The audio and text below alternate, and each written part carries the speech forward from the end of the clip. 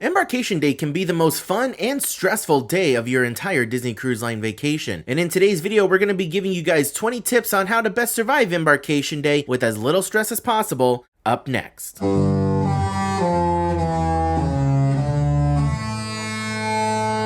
Hello ladies and gentlemen, and welcome back to the channel. Today we're going to be diving into a topic that can make or break your entire vacation, and that is Embarkation Day. We know just how important it is to start your Disney Cruise Line vacation off on the right foot, so we've gathered some helpful tips to ensure that you have a smooth sailing from the moment you step on board. Alright, let's not waste any time, let's get on into it. We're going to go ahead and talk about a couple things that you need to take care of before Embarkation Day. The first thing you need to make sure you do is you need to download the Disney Cruise Line Navigator app. Now in this modern day and age of cruising, smartphone applications are becoming more and more necessary when it comes to cruising. More cruise lines are relying on smartphone apps now more than ever, and unfortunately Disney Cruise Line is no exception. The Disney Cruise Line Navigator app is literally going to be your key to having a great onboard experience. The Disney Cruise Line Navigator app is where you're going to be able to find all of your daily onboard activities. It's where you're going to be able to access restaurant menus, and you can even make or modify shore excursions. We are thinking about making a whole dedicated video on how to properly work the DCL Navigator app both offshore and on board the ship, so if you guys are interested in a video like that, please let me know down in the comment section below. The next thing you need to take care of before your actual embarkation day is you need to make sure that you complete your online check-in. Only upon completing your online check-in is when you get your scheduled port arrival time. We have an entire video dedicated to the online check-in process. I'll go ahead and leave a link to that down in the description below, and I'll put a channel card up here in the corner for you to click as well. I highly recommend you check out that video and recommend that you complete the online check-in process before Embarkation Day, as you're not going to get very far without that QR code boarding pass. And the last thing that I highly recommend you take care of before Embarkation Day is arriving at least one day before your trip. Now for us Florida locals, we don't really need to worry about flying in a day before our trip, as we can typically drive to the cruise port within a few hours. However, for our upcoming Alaska cruise that we have coming up next month, we are going to be flying into Vancouver on that Saturday before our cruise departs on Monday. This gives you plenty of extra time to account for any possible flight delays or cancellations that may occur. Believe me guys, 9 times out of 10, the folks who decide to wait until Embarkation Day to fly to their port often end up encountering some delays or cancellations, and more often than not, they do miss their cruise. Alright, now moving on to the actual Embarkation Day. The first thing that you need to take care of the morning of your Embarkation Day is you need to complete your health questionnaire. Now, if you already have the Disney Cruise Line Navigator app, you are going to get a push notification sent to your phone asking you to complete the online health questionnaire. This is going to ask you a series of basic questions asking you if you felt any COVID symptoms over the last couple of weeks, if any members of your party are 24 weeks or more pregnant, basic things like that. It only takes about 5 minutes to answer those questions truthfully, and you can move on with your day. Next up, you need to make sure you show up to the port at your scheduled arrival time. Post-COVID cruising has brought about scheduled arrival times at the DCL ports. Unfortunately, you're not going to be able to show up much earlier than your scheduled port arrival time. The earliest I've been able to get away with is 15 minutes before, but I have been turned away for anything more than that. You are also able to show up late if you absolutely have to, however you may experience longer waits in line. The next tip that we have written down here is if you are arriving to the cruise terminal after 12 p.m., I highly recommend you eat a big breakfast or you pack some snacks. You can estimate a wait of anywhere between 30 minutes to an hour to get on board the ship after you arrive at your scheduled port arrival time, so it may be a little while before you can get up to Cabanas or one of the restaurants for some food. If you're staying at a hotel, make sure you take advantage of their breakfast services in the morning and make sure you fill up or bring some snacks with you to the cruise terminal, so that way your little ones don't get too fussy when they get the munchies. Once you have arrived at the port at your scheduled port arrival time, you guys need to make sure that you have all your travel documents with you. That'll include passports, IDs, or birth certificates. Basically, whatever you use for your online check-in is what you need to have with you. And make sure you have those boarding pass QR codes as well. Next up, make sure you attach all your luggage tags prior to arriving at the port. About a month or so prior to your Disney Cruise Line vacation, Disney is going to send you and your family 2 luggage tags for each member of your sailing party. These luggage tags are going to be labeled with your cruise itinerary and your stateroom number. I highly recommend waiting until after you've traveled to your Embarkation Day port before putting on these luggage tags. Now these are going to be all the luggages or bags that you drop off at the porters when you arrive at the cruise terminal. The next time you see these bags are going to be later on in the day when they are delivered to your stateroom. Now I know I said you only get 2 luggage tags per member of your party. However, if you do need more when you get to the port, the porters there will have extra bag tags available to hand right out for you. Before you hop in your car or shuttle to head on over to the port, make sure these luggage tags are attached to the bags that you want to hand off to the porters. And with porters in mind, my next tip is to make sure that you actually tip the porters.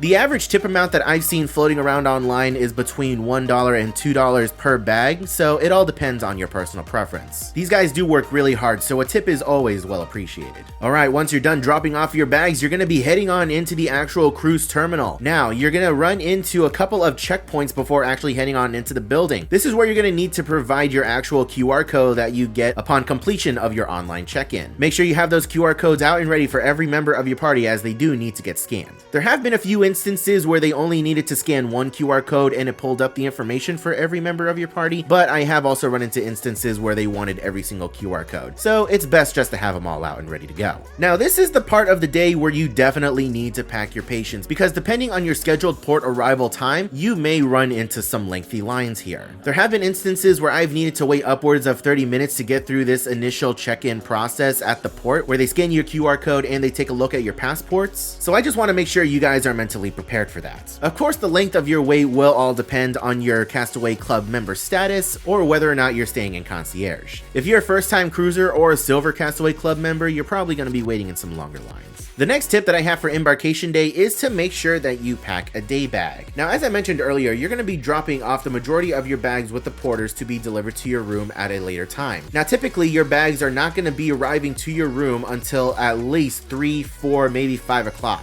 So make sure in this day bag that you bring with you on board the actual ship, whether it be a small rollerboard or a backpack, make sure you have all your important documents with you, make sure you have your important medications with you that you may need, and also make sure that you have a change of clothes in there as well. I know some folks like to change into nice outfits for dinner, so if you have early dinner seating, you may want to have an extra outfit with you. Also, in that day bag, make sure you have some swimsuits with you as well. Some of you guys may get up to the top deck as soon as you get on board the ship, and you're going to see those pools or the water slide, and you're going to want to hop in immediately. I don't know how many times I've seen people arrive on board the ship and say, man, I wish I had my swimsuit with me because the pool is nice and empty. I could hop in right now, or the line for the aqueduct is short. I could hop in line right now and get it done and out of the way, but they don't have their swimsuits with them. It's always a good idea for you and your little ones to have them on you when you board the ship. With all that being said, ladies and gentlemen, if you guys are enjoying the video so far and you're finding any of the information being provided to you guys today helpful in any way, shape, or form, please help the channel out by leaving a like on the video, as it greatly helps us out. Also, if you are new around here and you want to see more content like this in the future, please make sure you subscribe to the channel and ring that notification bell to get notified whenever we upload any more helpful videos like this in the future. We also have an upcoming Disney Cruise Line vacation to Alaska in June, so make sure you guys are subscribed if you want to see the vlogs coming out of that cruise. All right, with all that being said, let's get back into Embarkation Day tips. Now, you've finally gotten through the check-in process and you are on board the ship. My biggest tip for you guys out there is when you get on board the ship, don't immediately go to cabanas or to one of the restaurants. I know it's going to be very tempting to do, but I highly recommend you take care of any dining requests or get added to a wait list for adult dining if you were unable to do it online. There have been some instances in the past where I haven't been able to book Palo brunch or dinner online prior to my sailing. So as soon as I got on board the ship, I found out where I could make dining reservation changes, and I went there immediately and I got that taken care of. The earlier you get on a wait list, the more chances you have of actually getting a spot at one of the adult specialty dining restaurants. Now, one of our longtime Patreon supporters, Jimmy McGowan, actually wanted to add something to this point. In addition to dining, make sure you get signed up for drink tastings in advance/during Embarkation Day as well. And that is a very solid point. Not only can you get signed up last minute for dining reservations, but you can also hop on board any drink tastings that you might have missed online as well. Typically, what Disney Cruise Line does is they hold back a few slots for specific onboard activities for people who may not have been able to book it online, so that way when they get on board the ship, they can book it then.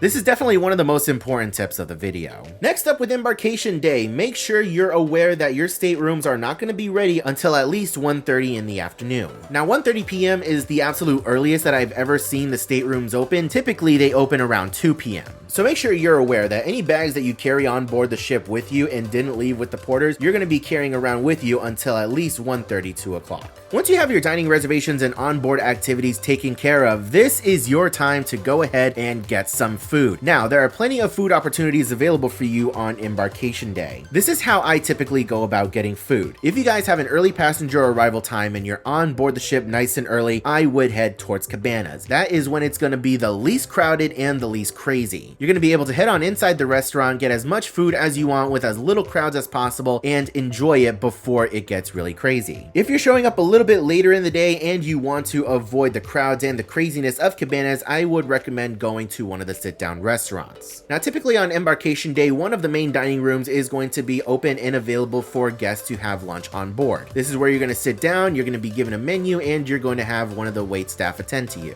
On the Disney Wonder, you're going to have Tiana's available for lunch. On the Disney Magic, it's going to be Rapunzel's. On the Disney Dream and Fantasy, it's going to be Animator's Palette. And on the Disney Wish, it's going to be Worlds of Marvel. And if you guys are unfortunately one of the last ones to board the ship that day, your options are going to be pretty limited, as Cabanas typically closes around 3 o'clock if I remember correctly, and the main dining room closes at about 2 o'clock. Your next best option for getting food on Embarkation Day if you are one of the last ones on board is to either head on over to your stateroom and order room service, or getting some food from one of the grab-and-go places on the upper decks. Those grab-and-go locations typically close about 30 minutes prior to the muster drill. Now, once you and your family have filled their bellies with some of the fantastic food offered on board Disney Cruise Line, it's time for you guys to head on over to the kids clubs and explore. Not only do you need to get your kids registered for the kids clubs on Embarkation Day, but it's also your opportunity to explore the space, meet the staff, and set up your secret password for when you're checking your kids in and out. Alright guys, your Disney Cruise Line vacation is about to begin, but before it can properly start, you do need to get through the one thing that nobody looks forward to on any cruise vacation, and that is muster drill. Unfortunately, Disney Cruise Line has done away with the e-muster where you were able to do the muster drill on your phone. Now, unfortunately, at about 4 o'clock in the afternoon, everybody and their grandmothers is going to have to go to their designated muster station and sit there for however long it takes to go through the muster drill and to learn what to do in case of an emergency.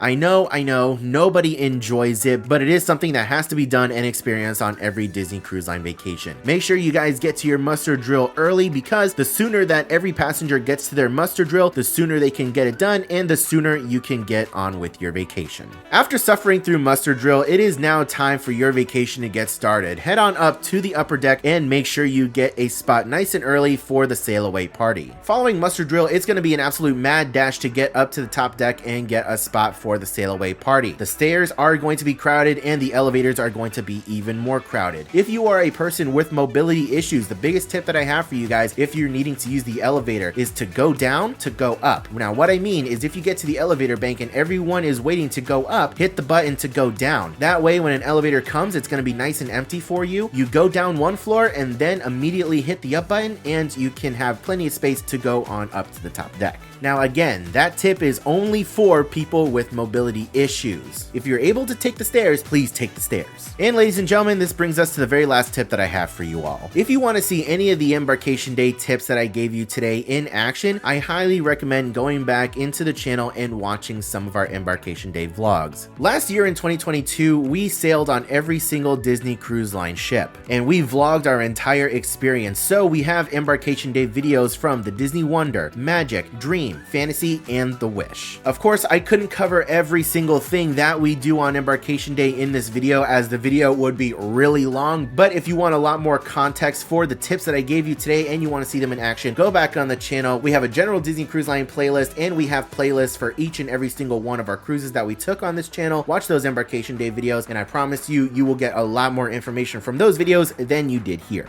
Thank you all so much for watching today's video. I really appreciate it. Let me know your thoughts and opinions on everything that you saw in today's video down in the comments section below. If you guys have sailed with Disney Cruise Line before and you have your own Embarkation Day tips that you want to add to this video that I didn't discuss, go ahead and drop those down in the comment section below, so that way we can help as many people as possible. Once again, ladies and gentlemen, please help us out by leaving a like on the video, as it greatly helps out the channel, and subscribe if you are new around here and you want to see more content like this in the future. We do have an upcoming Disney cruise sailing to Alaska on the Disney Wonder coming up here in early June, so make sure you are subscribed if you want to see those vlogs coming your way in the very near future. I hope you're all having a wonderful day, morning, afternoon, and evening, and I will see you guys in the next video.